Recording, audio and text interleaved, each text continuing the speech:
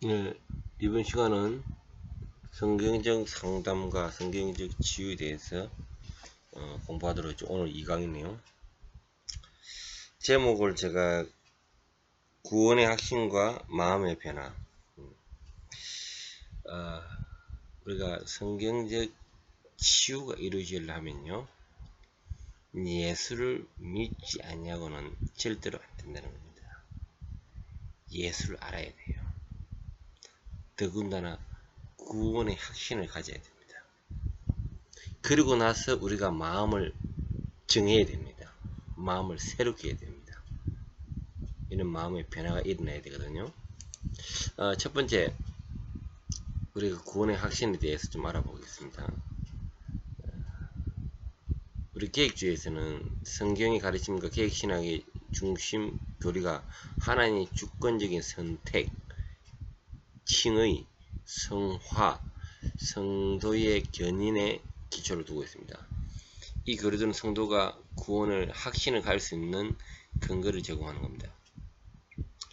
첫 번째, 하나님의 주권적인 선택. 구원의 시작은 하나님의 주권적인 선택으로 봅니다. 창세전에 하나님의 뜻에 따라서 누구를 구원할지 예정하셨습니다. 이것은 인간의 어떤 공로나 선행이 아닌 전적으로 하나님의 은혜 가운데 근거한 선택입니다. 그러므로 구원의 확신은 내가 무엇을 했는가 달리는 것이 아니라 전적으로 하나님께 달려있다는 겁니다.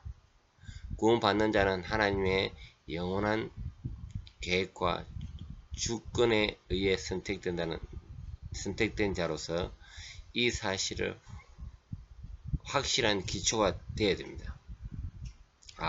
그리고 두 번째, 칭의. 계획신의 중요한 교리 칭의는 하나님께서 그리스도의 의를 우리에게 전가하셔서 어렵다고 선언하신 것을 의미하는 겁니다. 로마서 5장 1절 말씀.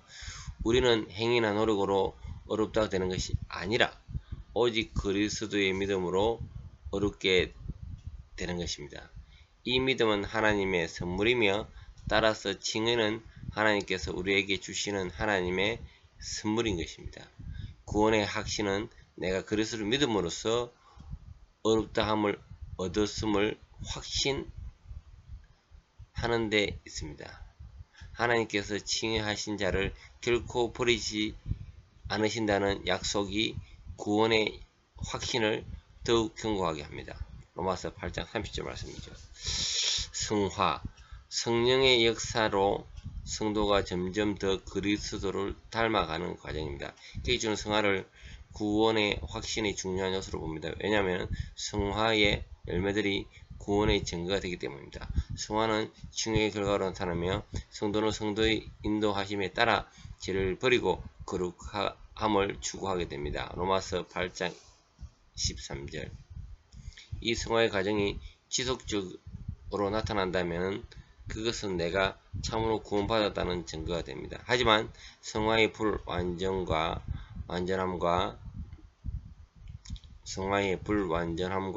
죄가 남아있는 영향 때문에 불완전한 신자가 종종 확신을 잃기도 하지만 하나님의 성령을 믿는 자는 끝까지 역사하신다는 믿음이 확신을 유지하도록 돕습니다.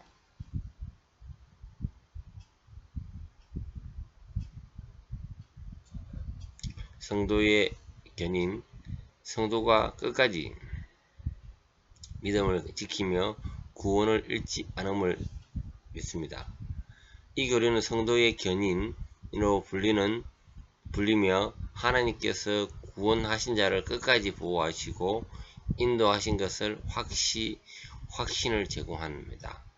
예수님께서 말씀하신 대로 하나님께서 주신 것을 예수께서 잃어버리지 않으시고 마지막 날에 다시 살릴 것을 약속은 구원의 확신을 확고히 하는 중요한 근거입니다. 이는 성도가 하나님 앞에서 안전하며 그분의 능력과 은혜로 끝까지 구원을 유지할 수 있다는 확신을 줍니다. 성령의 증거. 성령께서 우리의 영과 더불어 우리가 하나님의 자녀임을 증언하신다는 로마서 8장 16절의 말입니다. 성령의 내주와 역사하심은 성도에게 구원의 확신을 주는 중요한 요소입니다. 성령께서 성도의 마음속에 하나님을 아버지라 부르시도록 하시며 갈라디아서 4장 6절 또한 성령의 열매들이 삶 속에 나타나도록 도우십니다. 갈라디아서 5장 22절 23절 성령의 증거는 우리의 구원을 확실하며 우리가 하나님께 속한 자라는 내적 확신을 강화시킵니다. 이렇듯 구원의 확신이 있어야 예수의 은혜와 능력으로 나는 이 성경을 통하여 변화할 수 있다. 이런 것을 우리가 믿음의 근거가 되는 겁니다. 그리고 다음으로 이제 마음을 정하고 새롭게 하는 마음의 변화가 있어야 됩니다. 이런 성경의 가르침에 따라 하나님의 주권과 성령의 역사, 믿음의 본질 그리고 성화의 과정에 밀접하게 연관되어 있습니다. 마음의 정함, 하나님 앞에서 결단하고 자신의 뜻과 의지를 하나님께 헌신하는 것을 의미하는 겁니다. 전통주의에서는 이 관념이 인간의 자발적인 결단과 동시에 하나님의 은혜에 의해서 이루어지는 것을 봅니다. 하나님의 주권과 인간의 책임, 하나님의 주권을 강조하면서 인간의 책임을 소홀히 하지 않습니다. 마음을 정하는 것은 성도가 하나님께로부터 받은 은혜에 대한 응답으로 자신의 삶을 하나님께 헌신하려는 의지를 나타냅니다. 이 과정에서 성도는 하나님께서 주신 말씀을 통해 자신을 돌아보고 죄를 회개하며 의를 추구하는 결단을 하게 됩니다. 다니엘의 결단, 성경에서 마음을 정함의 좋은 예로 다니엘서 1장 8절에서 다니엘이 왕의 음식과 포도주로 자신을 더럽히지 않겠다고 결심한 장면이 있습니다. 이 결단은 하나님의 율법에 따르는 다니엘의 의지와 결심을 보여줍니다. 이러한 결단은 하나님께서 주시는 은혜의 힘으로 가능하며 이 결단이 진정으로 이루어질 때 성령의 인도하심과 도우심을 함께 한다고 가르칩니다. 그래요. 우리가 상담에 있어서 자기의 모난 부분이 있습니다. 선뿌리 같은 모난 부분이 있는데 성경을 말씀을 받아서 마음에 정하고 그러한 것을 결단하며 물리쳐야겠죠. 성령의 인도와 도우심을 우리가 강구해야 되겠습니다. 두 번째로 마음을 새롭게 함. 성령에 의해 변화된 사고방식과 가치관 그리고 영적인 변화를 의미합니다. 로마서 12장 2절에 바울은 이 세대를 본받지 말고 오직 마음을 새롭게 함으로 변화를 받으라고 말합니다. 이 구절은 성도가 세상의 가치관을 따르지 않고 하나님께서 원하시는 삶으로 변화되어야 함을 강조합니다. 성령의 역사, 마음을 새롭게 하는 것은 성령의 역사라고 봅니다. 성령께서 성도의 마음을 변화시키고 하나님의 말씀을 통해 성도의 생각과 가치관을 새롭게 하십니다. 이 과정에서 성화의 한 부분으로 성도가 하나님에 따라 더 거룩한 삶을 살도록 인도합니다. 이런 결단 가운데서 성령의 도우심 없이는 안 되는 거죠.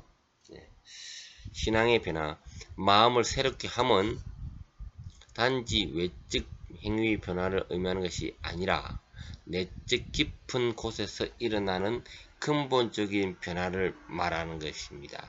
이 변화는 성도가 하나님의 말씀에 따라 생각하며 판단하여 그리스도를 닮아가도록 인도합니다. 이 변화가 단번에 이루어지는 것이 아니라 성령의 지속적인 역사와 성화의 과정을 통하여 점진적으로 이루어짐을 강조합니다. 그래서 우리 마음에는 이런 영적인 싸움이 있죠. 선한 마음과 악한 마음이 끝없이 충돌을 하죠. 마음을 새롭게 하는 것은 성도가 매일 겪는 영적 싸움과도 같습니다. 성령께서는 성도가 죄와의 싸움에서 이기도록 도우시며 새로운 마음과 생각을 유지할 수 있도록 힘을 주십니다. 계획주의 신학은 이러한 싸움에서 승리하는 것이 인간의 힘이 아니라 성령의 능력에 의존한다는 것입니다.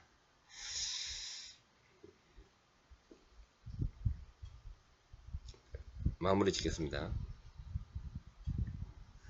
마음을 정하고 마음을 또 새롭게 함으로써 우리의 모난 부분이 말씀을 통하여 깨끗이 씻음을 받는 겁니다. 이것 또한 인간의 힘이 아닌 성령의 도우심을 강구해야 되겠죠. 성령의 인도하심을 우리가 순종해 나갈 때 우리 마음은 정함이 있고 우리 마음은 새롭게 함이 있습니다. 기도하고 마치겠습니다. 주님, 오늘 성경적 상담과 치유에 대해서 둘째 시간을 보냈습니다. 먼저 예수님을 알아야겠습니다. 예수님을 통하여 구원의 확신을 가지며 말씀을 통하여 변화할 수 있음을 이 시간에 배웠습니다. 그리고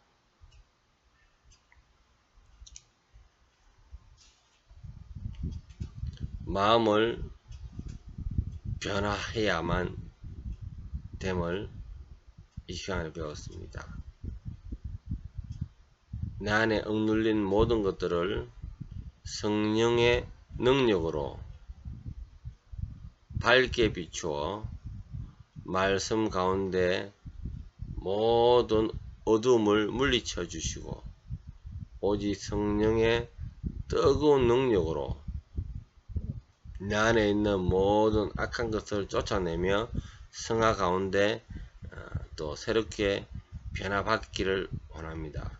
주님 함께하여 주시옵소서. 예수님 이름으로 기도합니다. 아멘.